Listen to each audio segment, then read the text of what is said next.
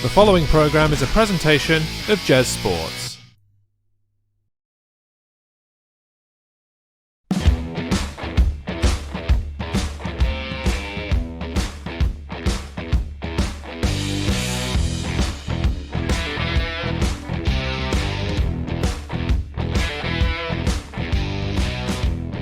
Greetings, wrestling fans. It seems like bloody ages since we were last here, but This is the Main Event Podcast, and we're here to discuss New Japan Pro Wrestling G1 Climax 33, the good bit, or the really good bit, the finals, the quarterfinals, the semi-finals, and the finals, the playoffs, if you will. Yes.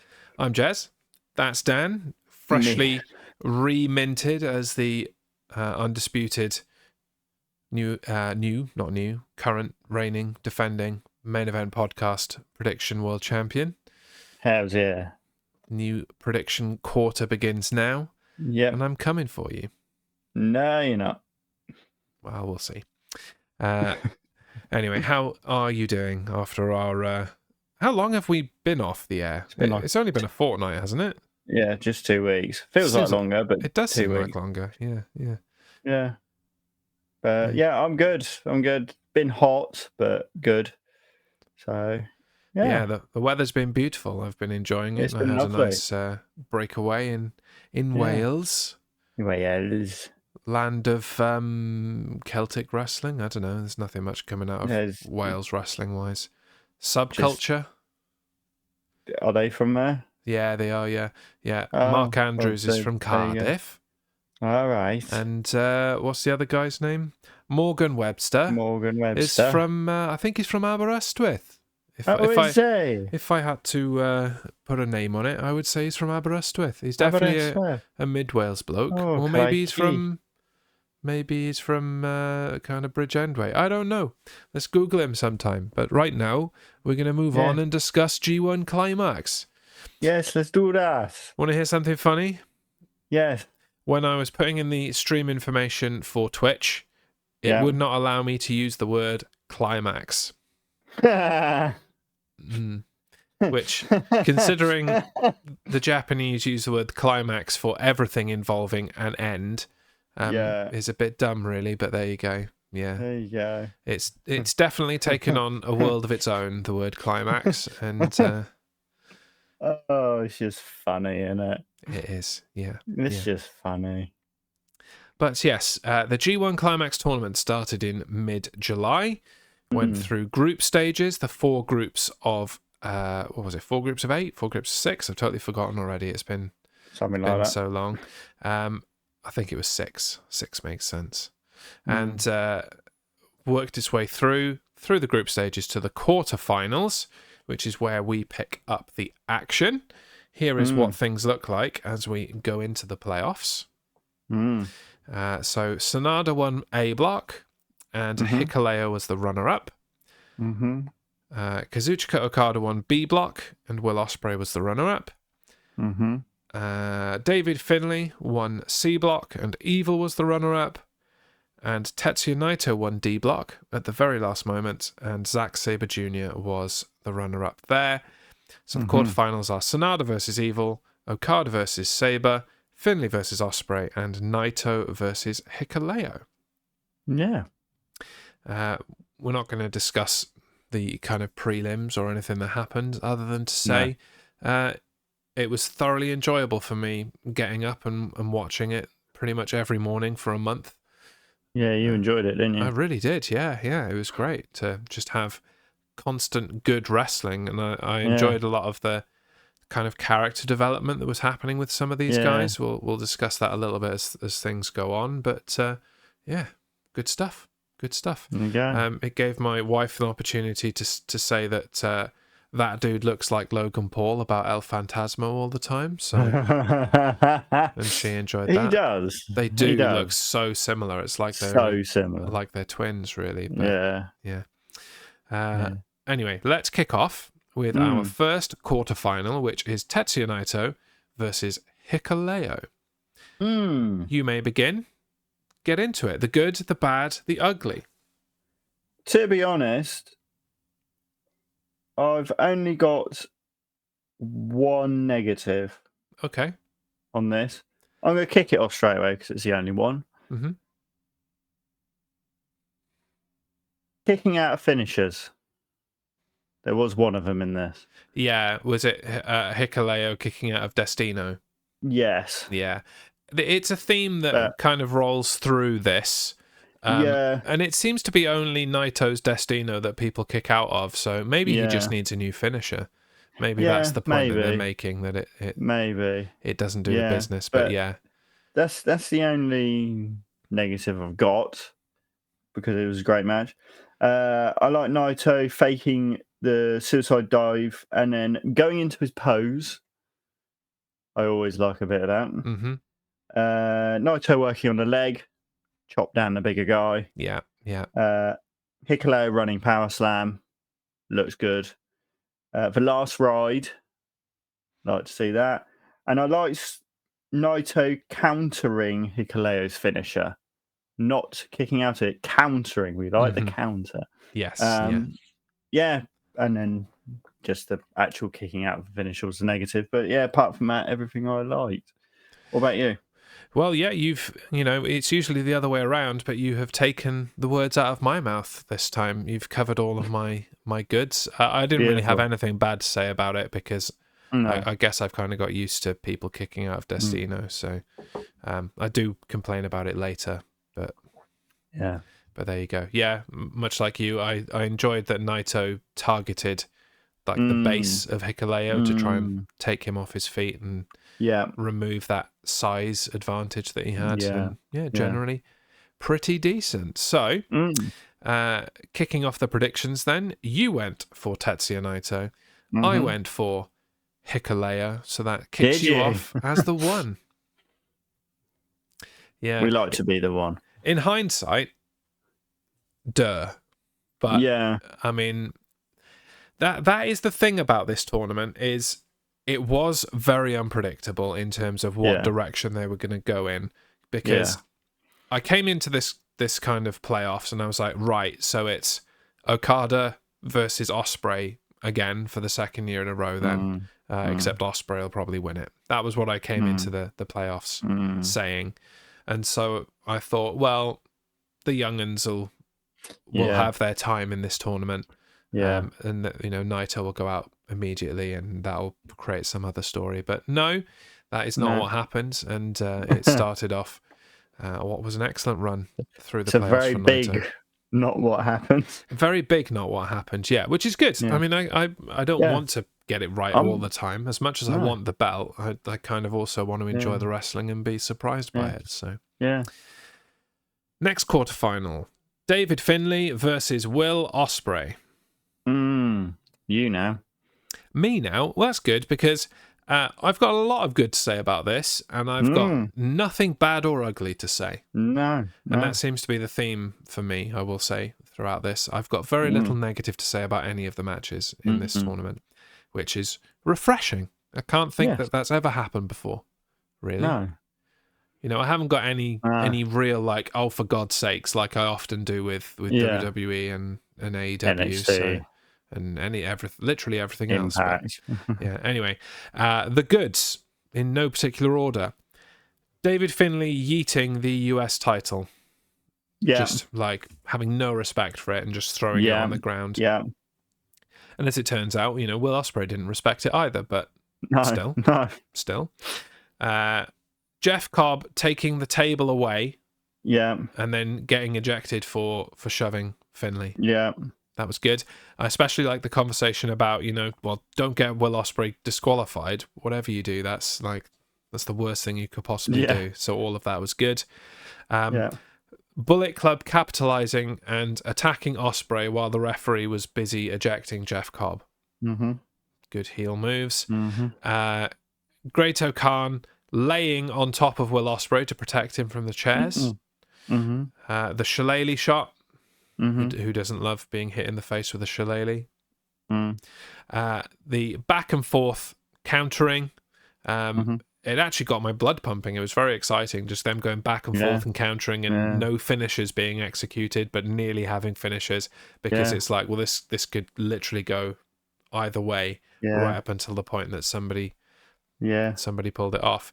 And finally, after the match, Finley's meltdown on his way out of the arena. Good stuff.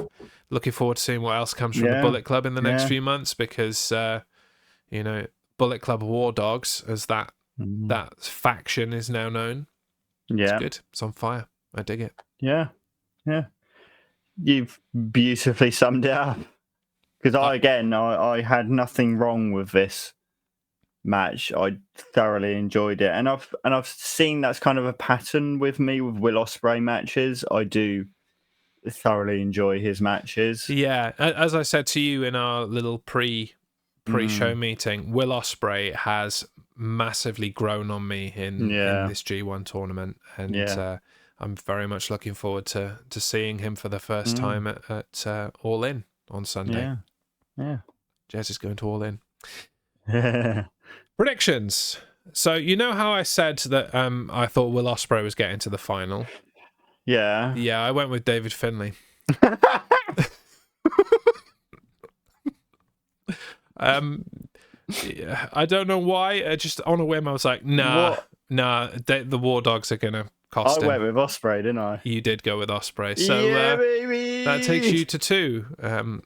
I'm sure. Thank you, but I'll stay right here on nothing. What the hell? Great start to the year, huh? Yeah, quarter. You know what I mean. Let's move on. Next quarterfinal. Yeah. Sonada versus Evil. Evil. What an entrance. That like shaky camera thing that they do. Yeah. I can't watch it. I've got to look away. It makes me feel ill. Like genuinely, I've got to look the other way. I like it. It's a great like thing, but it just like it throws my like vertigo out or something. I don't know. I can't watch it. So whenever he's in the ring and he's like waiting for the camera, I'm like, no, can't look. Yeah, can't do it. Anyway, your turn. Good, bad, ugly. Go. I've got one thing to say about this. The poor timekeeper. Yeah. How many times did he get pushed into? Twice in this one, but in every Evil match throughout the group stages, he was knocked over. Over. And it's the way that the timekeeper really accentuated the fact he's fallen over because his legs went straight up in the air. Yeah, he's practiced it. He knows what he's doing. Yes, mate, you've understood the assignment straight away and executed it perfectly. Yeah, no, not to cut you off, but in my goods, I've got doing that, yeeting him into the announce table a second time, literally moments after finishing sorting his table out. Like you almost saw him like put down his pad of paper just to be knocked over again. Yeah, I actually creased myself. I was laughing so hard. I was like applauding the man. I was like, well done, mate. Yeah. You took it like a man. Anyway, I've got, again, pretty much all goods. I've got one sort of meh sort of moment. You say that now, and that's the ref being lenient on rules with Evil using a chair. Yeah, that's my only gripe with this. It's like it's pretty much the standard, or it especially was during this tournament. That I don't think they wanted to disqualify anyone. Nobody was disqualified at any point throughout the tournament, especially not in a quarterfinal. And the refs were lenient with weapons, but especially Red Shoes, who refereed this match, would do things like, if you have used a weapon, I'm just not going to count. I'm just going to stand in the corner and look the other way and cover my ears and just show you that I'm not engaging with this. You can beat him fairly, or I'm not counting. Didn't do that in this match, but it did happen a fair bit. But yeah, apart from that, good match. I enjoyed it anyway. So as we said, being thrown into timekeeper numerous times. Fighting in the audience, great. Turnbuckle pad being removed, why the hell not? The bloke called Dick. Just Togo. his name. Yeah. Just his name. I like how he got put in the Paradise Lock. Just why not? What's it called? Skull Lock Swing. I put down. You know what that means, don't you? I do. Yeah. The low blow. Go for it. Yeah. Who's low blow? I think it was Evil's low blow. Oh, right. Okay. Yeah. And this is a weird sentence I've written on here. Dick pulling ref out.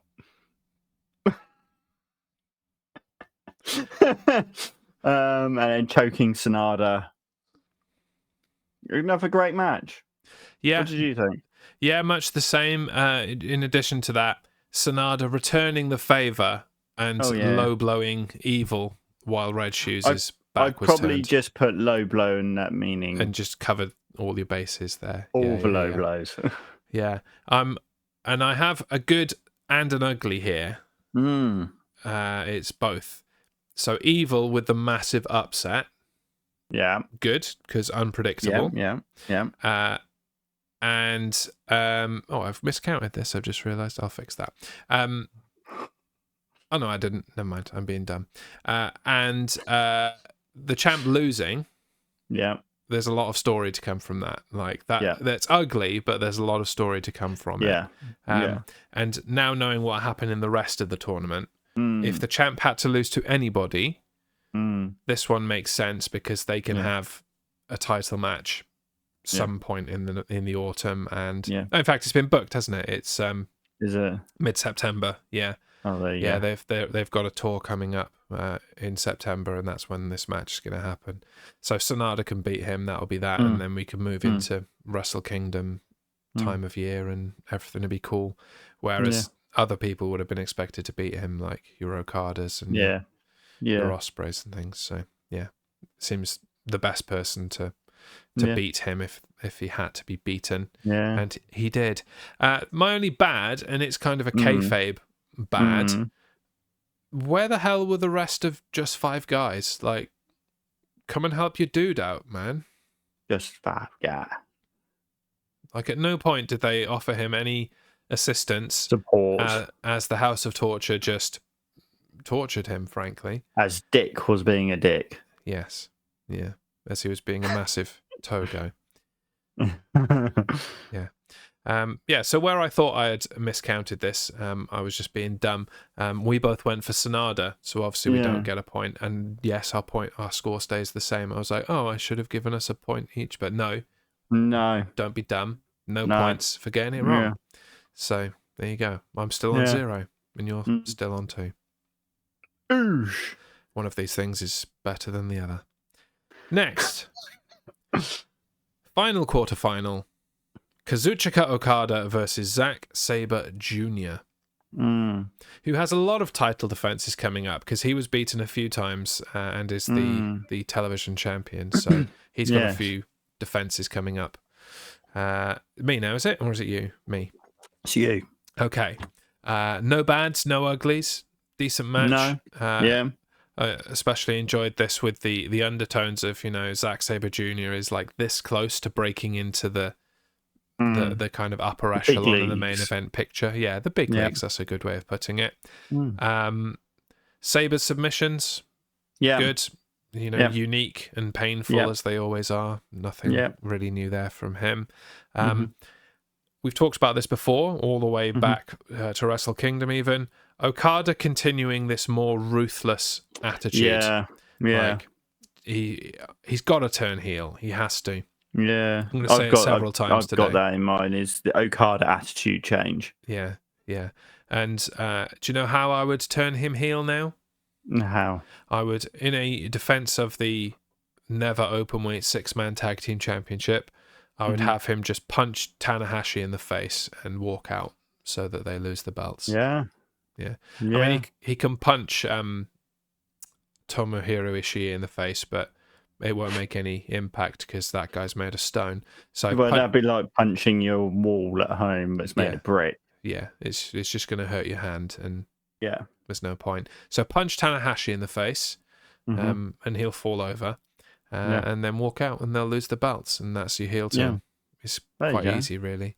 There you go. But yeah, in general, I haven't got like specific likes because I just enjoyed it generally. Yeah. But it was hard hitting and truly a strong style match, as if ever there was one. Yeah. Yeah, I've got a lot of things. Submission on the barricade. Great. Draping DDT outside. Okada's aggression. Yeah. There's one thing that I was a bit meh on was Zack Sabre screaming Okada every time he did something. It was a bit like, I kind of get why he's doing it to, get under his skin, give him a bit of a heads up, or in the sort of performance side of it, you got to kind of give him a heads up. But I'm running at you with an elbow, but at the same time, do you have to do it so much? Yeah, I mean, it's his style, isn't it, to just be that. He's like a little yappy Jack Russell. That's who Zack Sabre Jr. is. Yeah. Yeah. Tackers, mate. Tackers. Oh, Jesus Christ. Anything to add further? No, that's it. No? Okay. Yeah. Decent match. Yeah. I think the right person won. As much as we're talking about Sabre moving up, I don't think this was really the way to do it. No. Maybe the New Japan Cup next year. That seems like a good option. Good. Possibly. Yeah. So we both went for Okada. Yeah. I actually listened to myself and was like, I think Okada's going to be in the final, so I will say that he will win. You actually listened to yourself this time. It finally takes me to being the ones, and you are a massive 3. I'm a massive 3. Onwards we move then. So after the quarterfinals, here is how things looked, in case you couldn't follow what we were saying. And we move into Evil versus Okada and Ospreay versus Naito. So you've got 2 winners and 2 runners-up, keeping it nice and even so far. Right. Evil versus Okada is up first, so we'll stay on that Kazuchika train. And I really wish I had a memory. Whose go is it? Mine. Go for it. Again, another great match. Gotta say that. Again, poor timekeeper. So we got like Evil's attack before the bell. Great. Choking with the mic. Great. Getting thrown into the barricade because they look like they hurt. Yeah, they even though they're just like metal barricades like you get in all indie wrestling, like they don't seem to move. And no. Yeah. And was it this? Yeah, it was this match. No, it wasn't. No, it was the other. It was another match where Okada was neck breakered onto, and I'm like, oh my God, that's gotta hurt. Yeah. There's no way of really getting around that. Yeah. Then there was Dick with the chair. Again. Evil pulling the ref in the way. Great. House of Torch coming out. Slap to crotch of Okada. Do you mean the chop? Yeah, chop. Yeah, slap. Holding him upside down and then just karate chopping him in the balls. Yeah. Then I've got Okada kicking out of a finisher.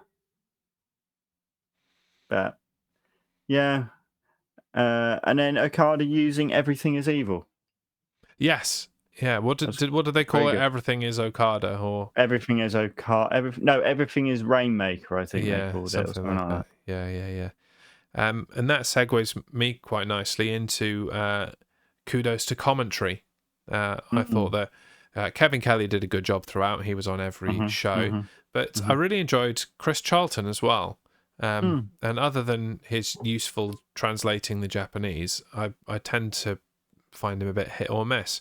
But I felt like he was really good in this tournament, and I didn't like the times where he wasn't on commentary throughout the throughout the group stages, because he didn't leave Tokyo basically. So unless it was in Tokyo, he wasn't on it.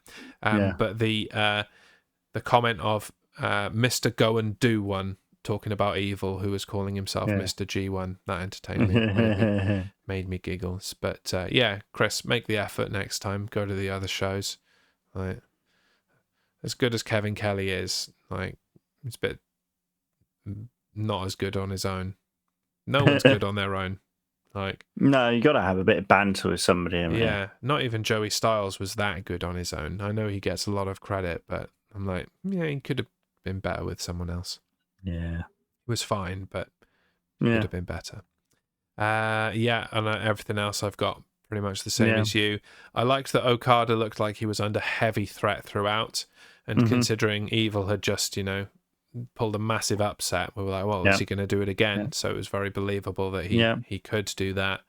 And I liked Okada blocking that final low blow as well. That was good. No bads, no uglies. No. And do you know what, Dan? For the second match in a row, I actually listened to myself. Christ! And I'm like, Okada's going all the way. So that takes me to 2. You believed in Okada as well. That takes you to 4. There you go. Just 4 guys. Slowly creeping up. The second and final semi-final. Tetsuya Naito versus Will Ospreay. Me, is it? Yeah. No bads, no uglies. No. Nice. Things that were good. Naito is tranquilo. Easy for me to say. Ospreay was not. He was not tranquilo, and he was getting pissed off with Tetsuya Naito's chill. And it was thoroughly entertaining, frankly. Considering, Will Ospreay's a bit of a wind-up merchant himself, so that's his character, isn't it? The tail was on the other foot. Is that how that phrase goes? Don't think it is. The shoe was on the other foot. That's it. That makes more sense. They go on feet now. The tail was on the other foot. Yeah. Somebody get a screen caption of that, please. I don't know where that came from. Anyway, moving swiftly on. Other goods. United Empire helping Ospreay without unduly getting involved. Yeah. They were there as cornermen, but they didn't intervene on Ospreay's behalf. They just stopped Ospreay getting screwed, basically. And that was good because they're a babyface stable. Yeah. I think. It's hard to tell sometimes, but I think they're a babyface stable. Also, speaking of United Empire, a shout out to Hinare for his transformation throughout the tournament, going from creepy uncle-looking mustache guy to legitimately scary, like tattoo-faced Maui god. I'm like, yeah, look, finally he looks the part. I'm like, why is this dude in United Empire? He looks like he's turned up for a barbecue, and you've got to put him on the table away from all your nieces because he'll be a bit pervy. I'm like, well, now he's actually looks like a wrestler, which is great. Anyway, I digress.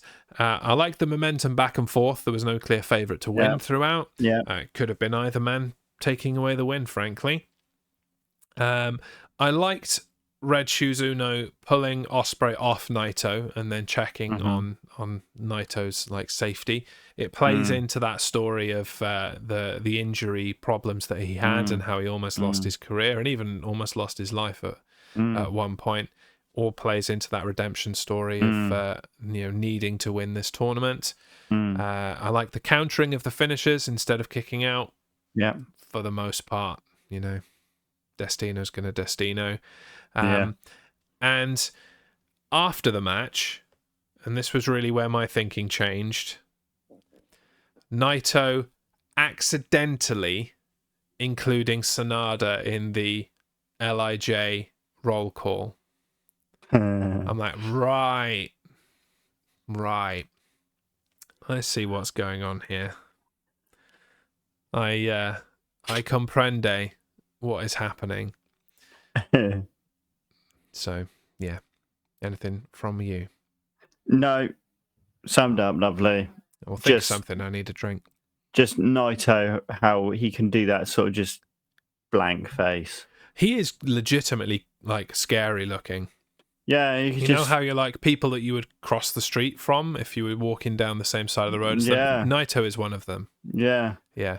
It's the way his facial expression does not change. Yeah, and he somehow manages to make Literally one eye bigger than the other without like, I mean, you know he does that as well, but he can also do it just naturally. I'm like, mate, stop it. It's scary. I want to go to bed tonight. Yeah, decent. Yeah. We both went for Will Ospreay. Yeah. So no points there. Still 2-4. 4 guys. I'm not even going to raise my fingers because it's just disappointing that I got it wrong. So that takes us to the final. After the semi-final, we are left with the D block winner versus the B block winner, Kazuchika Okada versus Tetsuya Naito. And it's your turn. Onwards we go. Another great match. Gotta say, another great match. Again, doing the pose. Yeah. Love it. I do like that. Okada dropping Naito on his head/neck on the apron. That looked nasty. Yeah, it really did. Very nasty.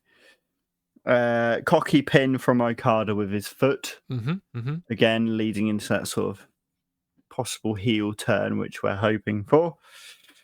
Neck breaker over barricade gate. Yeah, there it was. I knew it was here somewhere. Yeah. Dirty. Okada drop kick Naito from top turnbuckle, fall to the outside. Tombstone outside. Why not? And then we got all the countering of finishers, which I liked, rather than the kicking out of finishers, the actual countering of finishers, which is great. Yeah, anything else? Yes, actually, I've got a fair bit else. Go on. Unsurprisingly. Just to get the bad out of the way, I'd finally put in my bad kicking out of Destino. It wasn't too bad, though. As we mentioned, I think it is that he just needs something new. And he finished Okada with 2 Destinos back to back to be like, right, well, if one doesn't do the business, 2 will, and it did. And so it kind of, it worked. So I'm not too irked by it. In addition to what you said about the cocky pin, Red Shoes Uno refusing to count afterwards, because like, come on, man, like, don't be a Togo. I'm not counting if you're going to be a massive Togo. Don't be a Togo. Yeah. That's what we're going to call it now, aren't we? It is, yeah. It's very family friendly to do so. Don't be a Togo, man. After that neck breaker to the barricade, Okada barely beating the 20 count. That was nice. I'd seen lots of count outs happen throughout the tournament, and it would have been pretty comical if Okada had lost because he was counted out. So, but it was believable that could have happened. Naito hitting tornado DDTs that would usually be enough to finish people, but being too slow to make the cover, and so therefore it didn't finish it. I felt like that was quite believable and incredible in terms of drawing out the pace of this match. That was cool. Naito using pretty much everything he had in his arsenal, even pulling out some old school stuff that he doesn't do anymore. That was nice. How long the match was, it was definitely a worthy final, a worthy main event. And again, then it comes down to Okada and where this is going to go, not only in terms of the heel turn, but he has lost quite a lot of substantial matches this year. So he lost the belt to Sanada, first of all. Big loss, big surprise, because, that wasn't supposed to happen. He lost to Bryan Danielson at Forbidden Door, and he tapped out. Not only did he lose, he tapped out, and that doesn't happen much either. And he has now lost his place in history by not being able to three-peat the G1 Climax. He's not going to win another 2 in a row to go for a 3. So that's a moment gone in his career. So all of this has to drive him to the dark side, or else it's just a sad decline. And I think that would tarnish his legacy. So Yeah. Let's Absolutely. use this. Let's push something. Let's get something out of it. Over to the dark side you go. And then, once we've got through Wrestle Kingdom, and Okada can maybe win G1 next year as a heel. Yeah. That'd be cool. Yeah. Just an idea, Feel free to call me New Japan if you'd like me to get involved. I'm more than happy. Yeah. You'll send them your hourly fee. Yeah, it's going to be move me to Japan, thanks. Pay for your accommodation and give you unlimited tickets to New Japan. Pretty much, yeah. Yeah. And keep Gabe Kidd away from me. That guy's scary. Okay. Has that about summed up the final? That has, yes. I think it has as well. So, predictions.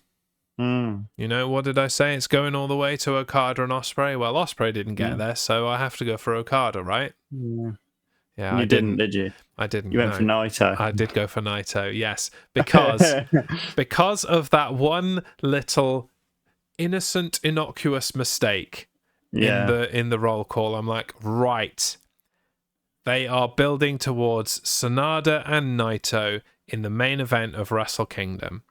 Because the winner of G1 goes on to Wrestle Kingdom invariably. And so that's what they're building towards. So it's not going to be Okada. It's going to be Naito. I zigged over to Naito, picked myself up a point, and finished on 3. Thankfully. Otherwise, it would have been a disaster. On 4. Yeah. So you did finish better. And I did finish better. That after one event, as it were, if I can find them, the score is 3-4. 3-4. That number will grow exponentially over the next few weeks, I feel, as we cover loads of events. We've already got Multiverse United 2, New Japan and Impact Wrestling in the bank. We might not get to it on the show, covering it, but we've got the predictions in, and we'll add them to the numbers.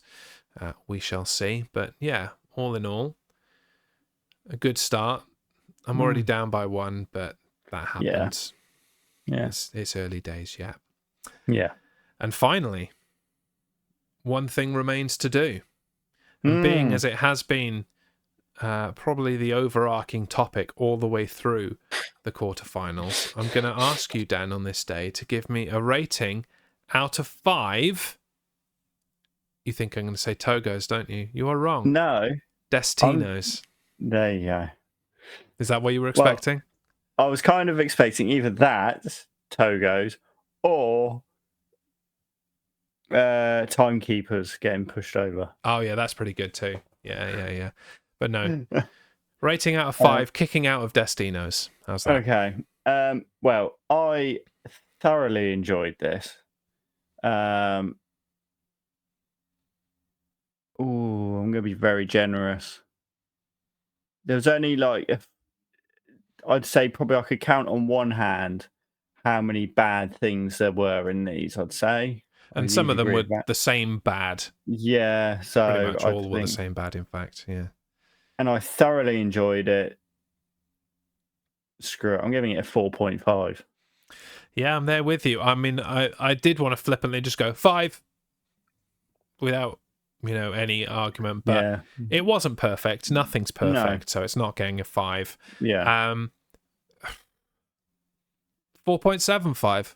It's as good as you can get. There you go. It's as good as you can get without being perfect, as far as I'm concerned. And I am bringing a little bit of the kind of the bias of the rest of the tournament into it as well.